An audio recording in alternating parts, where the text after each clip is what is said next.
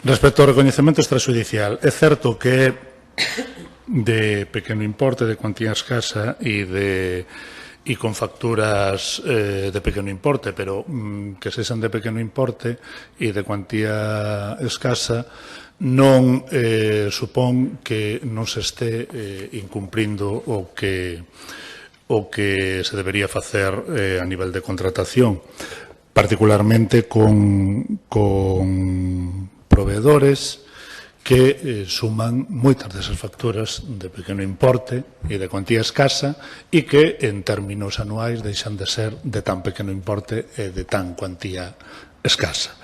Eu simplemente a modo de exemplo e para non para non pormenorizar con todo o recoñecemento, quero facer especial mención a dous dos proveedores porque me parece moi claro, además, a necesidade de contratación e moi evidente en este aspecto. Por eso quero, personalizarlo nelas. Son proveedores que ten un importe anual do orden dos 25.000 euros anuais, en algún caso, como no de Paycar do ano 2024, 35.000 euros. É dicir, que non falamos de pequenas cuantías. É evidente que son importes e son servizos ou suministracións que requiren licitacións. Unha é José Caldeiro, que entendo que o que fai as conexións de alarmas e non sei se de todas as dependencias municipais de seguridade de eventos e polo que vin aquí que a pequena descripción que temos das facturas tamén do sistema de alarmas. Ben, esa é, lóxicamente, unha necesidade do Concello permanente, estrutural, que é de todos os anos e, polo tanto, que entendo que, de forma moi clara, requeriría unha licitación e non con un contrato menor, como se dice no informe de intervención, porque polos importes e por ser que podría ser perfectamente de máis dunha anualidade para non ter que estar repetindo continuamente os contratos, evidentemente non pode ser un contrato menor.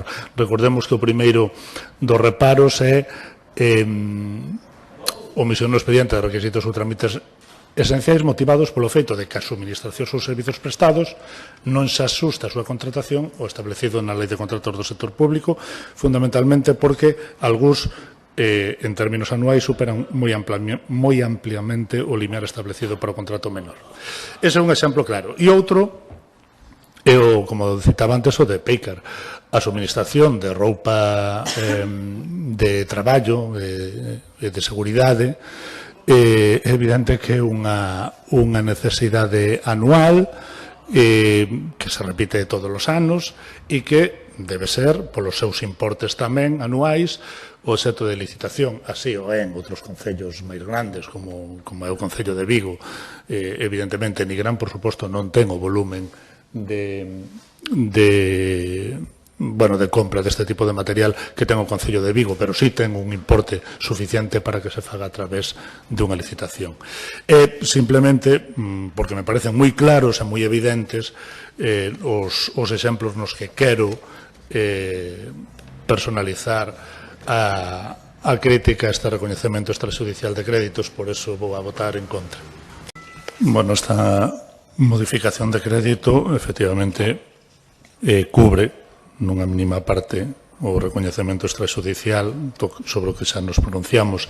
Respecto das modificacións de crédito para incorporar os remanentes de tesorería, xa me pronunciei en veces anteriores con carácter xeral, que é o lóxico e o que hai que facer. Os remanentes de tesorería están para facer inversións e realizar os gastos necesarios para ofrecer mellores servizos á veciñanza. O problema é os destinos cos que se utilizan estes remanentes e cos que se fai esta modificación de créditos. A parte dos 15.000 euros do recoñecemento extrajudicial sobre o que xa me pronunciei, Tamén van, efectivamente, os 7.500 euros para subvencións sobre a que falaremos despois tamén con motivo da modificación do anexo de subvencións e que, bueno, pues será discutible se debería ir a través de unha subvención nominativa. E respecto da parte realmente máis importante, que son os dos investimentos, efectivamente, o maior importe, que casi 200.000 euros, son para o Parque da Ramallosa. É evidente que o Concello de Nigrán ten un problema ca contratación das obras, é evidente, porque xa non é o primeiro, nin o segundo, nin o terceiro, e quedarse sin 200.000 euros que se perderon de entrada, prácticamente se perderon en este caso por culpa de unha empresa incapaz de cumprir cas súas obrigas, pois é un problema grave para o Concello de Nigrán. Insisto, isto xa non é a primeira vez que pasa. Isto xa pasou cas obras de Chan de Brito, xa se perderon, xa se perdeu tamén parte de unha subvención por non cumplir, e xa pasara con anterioridade, xa quero recordar con as obras de saneamento, agora xa falo de memoria, non sei se por priegue ou pensón, xa pasara con anterioridade. Eu teño claro que isto, en certa medida, en boa medida, é consecuencia de non actuar cando anteriormente en eses outros casos, xa nos primeiros se produciu. Porque, salvo que me desmintan e ora nos den outra información, dende logo este pleno non ten coñecemento de que se tomara ningunha acción contra esas empresas, de que non se executasen as garantías establecidas nos contratos e, en consecuencia, eu diría que deses polvos estes lodos. Se un actúa con rigor e non, digamos, non consinte as excusas ou desculpas que poden ser 100.000 para decir que non se executa un contrato, se un actúa con rigor, eu creo que tamén eso funciona. E probablemente tamén funciona boca a boca. E probablemente tamén saben o Concello que non transisa ou que non pasa con incumplimentos dese tipo. E iso seguramente será beneficioso a hora da presentación de ofertas porque se medirán un pouco máis. A realidade é que, como aquí xa digo, salvo que agora se nos informe de algo do que non ten coñecemento este pleno, de que se houberan tomado medidas en eses varios casos anteriores, como eso non pasa, pois aquí se presenta calquera, tira para baixo, pensa que non vai a ter consecuencias e aparecen empresas como Oresa levándose os contratos. O mellor é que Oresa xa non pode volver seguramente a presentarse a licitar, presentarse a licitación de ningún contrato de obras, pero habrá outros espabilados, o seu lugar será ocupado por outros espabilados. Entonces, ou o Concello se toma en serio isto e se pon serio, ou este é un problema co que vai a seguir ao longo do tempo. Por lo tanto, por todas estas cuestións, por o emprego do destino dos cartos aos que se vai a destinar, valga a redundancia, esta modificación de crédito, vou a votar en contra tamén. Teño algo de experiencia, eu xa estou acostumado ao xeito de actuar deste goberno e teño que decir que non me asusta. Quero decir, eu isto de decir que estamos en contra dos asfaltados e da Fonte do Rial, o arranxo da Fonte do Rial, por certo, a Fonte do Rial, mira ti que oportuno, eu non en este mandato, xa fai 2 mandatos pedín aquí que se acometera o arranxo da Fonte do Rial. E me parece moi ben, é dicir, por un arranxo da Fonte do Rial ou 3.000 euros para o muiño de Porto do Molle, o asfaltado dos camiños, que a moitos deles, por suposto, boa falta lle fai, estupendo. Sobre eso non hai ningún reparo, porque, polo menos pola miña parte, nada dixen ou nada expresei. Pero a realidade é que o Concello de Nigrán vai a perder, ou xa perdeu, casi 200.000 euros no Parque da Ramallosa, dunha subvención que tiña que percibir e que non vai a percibir. Esa é a realidade en números gordos que a fonte do Rial e o camiño asfaltado e todo eso, pois, bueno, poderán tapar para algunha xente que se informe ca publicidade do grupo de goberno, pero para outra xente non. Nada máis. Pois sí, como, digamos, o primeiro destes dos puntos un pouco relacionados é a modificación do plan estratégico de subvencións, vou a referirme brevemente en este punto ao plan estratégico de subvencións. É certo que a crítica que xa teño feito, xa teño reiterado, e que tamén, por certo, comparten os informes que se emiten, é que a excepción á normativa, que é a concesión de subvencións de forma directa, a dedo, nominativa, insisto, eso é a excepción na normativa, en este Concello é a norma. A norma é a concesión de subvencións de forma directa, nominativa, a dedo, e, bueno, pois o que debería ser a norma é a excepción, que se fagan convocatorias públicas de subvencións por concorrencia competitiva. A cuestión é que a maioría desas subvencións nominativas perfectamente poderían ter encaixe nas convocatorias de subvencións por concorrencia competitiva. Claro, seguramente habría que modificar, posiblemente, as bases desas subvencións, habría que adaptalas para que tivera cabida outro tipo de actuacións, pero a maioría delas poderían perfectamente sacarse por concorrencia competitiva, o cual evitaría que se concedan cantidades aleatoriamente, non sabemos por qué, non sabemos onde está a xustificación da cantidade en concreto que se destina a cada unha delas, porque a unhas unha determinada cantidade, porque a outras outra, carece de xustificación e absolutamente arbitraria. Como se di no informe, nas subvencións nominativas non existe un límite para o importe a conceder. Por eso, moitas están aquí, porque as de concorrencia competitiva si están limitadas a 2.000 euros como máximo nas culturais, 3.500 nas festeiras e 3.000 nas deportivas. Bueno, pois se o que hai que acometer unha modificación das bases para que algún outro tipo de actuacións teña cabida dentro delas, pois que se faga. E máis, seguramente sería saudable acometer unha modificación das bases para que non, digamos, por defecto, todo o mundo que fai unha solicitude acade o nivel máximo de unha subvención. Bueno, pois se pode establecer para que, en función do tipo de, vamos a ver, evento a subvencionar e da súa importancia, buscar a forma de que o nivel de, digamos, subvencionable sexa distinto. Hai unha cousa que, xa digo, de entrada me parece moi clara. A diferencia entre o máximo nas actividades culturais e o máximo nas actividades deportivas, para min, carece de sentido e carece de lógica. Non entendo que as actividades culturais teñan un nivel inferior que as actividades deportivas. Entendo que debería ser, cando menos, o mismo e eventos culturais poidan optar a mesma cantidad de subvención que poida optar eventos deportivos.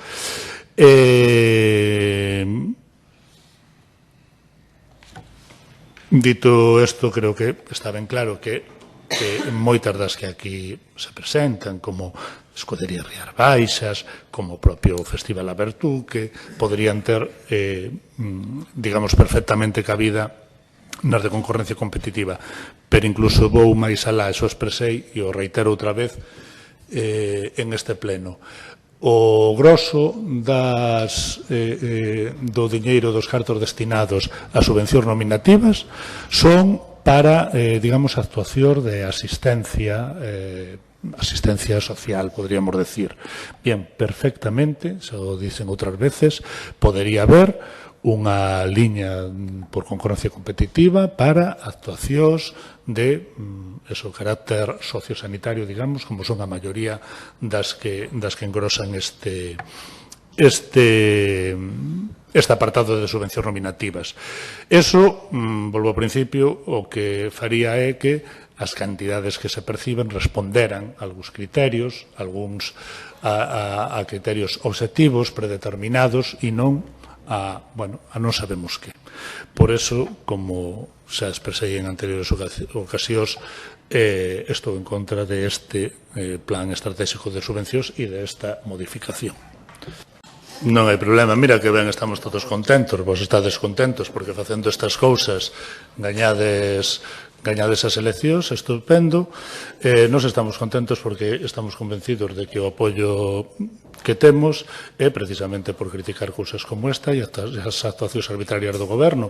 E, lóxicamente, facemos porque creemos, e esperamos que sexa así, que teremos máis apoio precisamente das persoas que cuestionan que se fagan unha xestión dos cartos arbitraria e que se destinen según criterios pouco claros.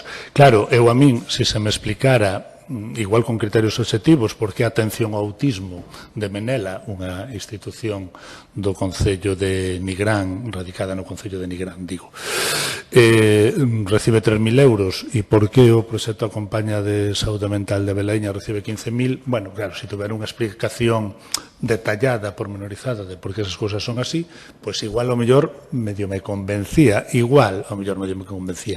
Como eu esas cousas non as teño, pois seguirei pronunciándome, xa non asténdome, seguirei pronunciándome en contra deste plan estratégico de subvencións. Deixei de facer un comentario especificamente respecto do Festival Apertuque antes, porque estaba, digamos, un pouco no punto seguinte. Brevemente. Eu non discuto, por suposto, o interese do Festival Apertuque. Ese, como calquer outro festival ou calquer outra actividade cultural que poida ser de interese. O que digo é que ese, igual que a Escudería Rías Baixas, por outro exemplo, igual que a Escudería Rías Baixas, acudan ás convocatorias de subvencións por concorrencia competitiva para actividades deportivas e para actividades culturais. Por que?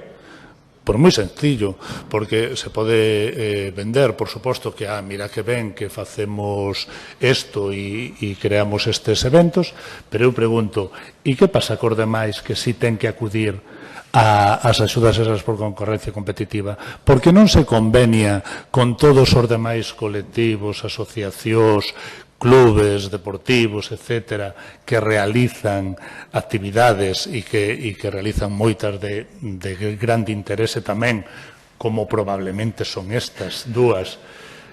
Por que eles sí ten que estar acudindo a subvencións por concorrencia competitiva cos límites actuais que está imposto nesas bases e, en cambio, con estes se convenia? Pois que se convenie cos demais tamén, que se convenie con todo o mundo. Entonces, e así polo menos, pois teremos unha chea de subvencións nominativas a dedo, pero polo menos non habrá igualdade e non habrá arbitrariedade.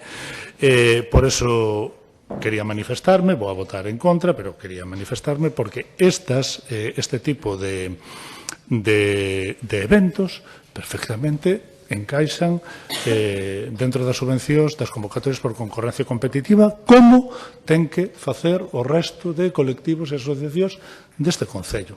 Nada máis. A conta xeral ven despois de que fora ditaminada na Comisión Informativa Especial de Contas e estivera en exposición pública. Eu, respecto á xestión económica orzamentaria do goberno de Nigrán, non me vou a reiterar no xa expresado con motivo da aprobación do orzamento ou da presentación do informe resumen dos reparos e das actuacións reparadas no Concello de Nigrán. Xa expresei a miña opinión e a argumentación a respecto de todo ese conxunto da xestión económica orzamentaria e remítome, polo tanto, non vou a reiterar, remítome as intervencións realizadas, insisto, con motivo dos orzamentos ou do informe resume dos reparos. Respecto ao documento da Conta Xeral en sí, efectivamente, recolle a realidade existente nas contas do Concello de Nigrán, independentemente de que a xestión fora oportuna e inoportuna, axustada á legalidade ou non axustada á legalidade. Polo tanto, polo que respecta ao documento en sí da Conta Xeral, eu voume hasta.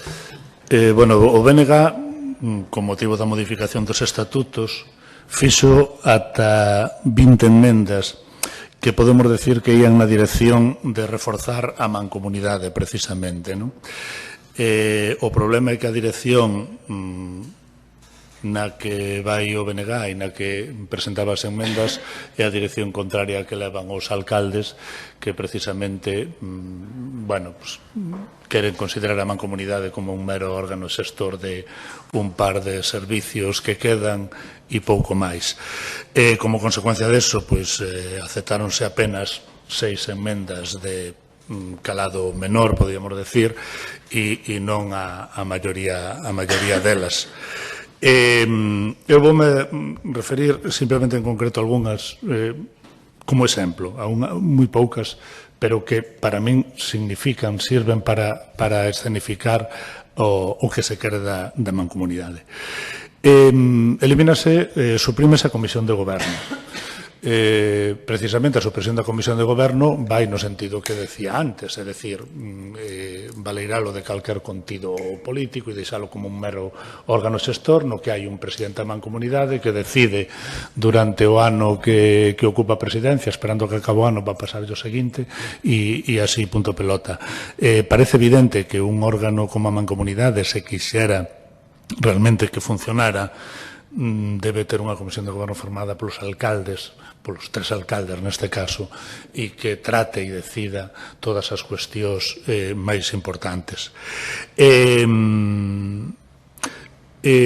Por outra parte, tamén hai unha negativa, non se aceptou en unha das emendas que se presentaban, a engadir na designación dos membros da Xunta da Mancomunidade por parte dos concellos que estes foran designados nos concellos en atención á representatividade dos diferentes grupos políticos. Eso, sen dúbida, favorecería a democracia, acercaría a mancomunidade á representación real existente nos diferentes grupos políticos nos concellos e non o que pasou no Concello de Nigrán desta volta, na que a persoa que fala non está na mancomunidade porque a maioría absoluta do equipo de goberno preferiu que estuvera especialmente desproporcionado ao seu favor os representantes que ten o Grupo Socialista, que non se corresponden á representatividade que ten nesta corporación, sino que está inflada desproporcionadamente, preferiron que a desproporción fora por aí e non por otorgarlle ao BNG que, cando menos, tería virtualidade de que os diferentes grupos políticos estarían representados. Pois ben, tamén non se decidiu incluir eso porque, insisto, van todas as medidas na mesma línea en crear apenas un órgano xestor de 4 cousiñas que hai e eliminar calquer medida que fora afondara no seu carácter político ou de representación da democracia dos diferentes concellos. E despois quero referirme quero referirme especialmente, diría, a unha, porque é unha cuestión que pode parecer anecdótica ou menor, pero non o é, ataca directamente a dinámica perversa de funcionamento da mancomunidade. E, además, é unha cuestión que eu mesmo propuxen nas conversas previas que tuvemos anteriormente, propuxen que se introducira. E é elevar de 1 ano a 2 anos o período da presidencia da mancomunidade. Isto, insisto, que así de entrada pode parecer menor, Non o é atacar directamente a dinámica perversa de funcionamento da mancomunidade, como decía antes. O que está pasando, desde fai moito tempo xa agora mismo, é que o presidente da mancomunidade inicia a súa quenda, asuma a presidencia, no primer semestre, hasta que se sacan os orzamentos e demais, prácticamente non hai actividade, casi comeza a actividade na mancomunidade ca aprobación dos orzamentos e se aproban, e a partir de aí, xa entramos no segundo semestre simplemente esperando a pasarlle o testigo o seguinte alcalde. Se hai algún problema, se hai algunha cuestión importante, se hai algún tema de calado que poida surdir, como xa pasou ou como xa surdiron en anos anteriores, non se aborda, se deixa pasar e para o seguinte. Esa é a dinámica que está funcionando e leva funcionando desde fai moito tempo a mancomunidade. Por iso, en concreto, eu fixera a proposta de que se enmendase para leválo a 2 anos. Cando menos parece máis dificilmente defendible votar 2 anos non asumindo ou non atacando ou non adoptando algún problema e as solucións que se teñan que adoptar.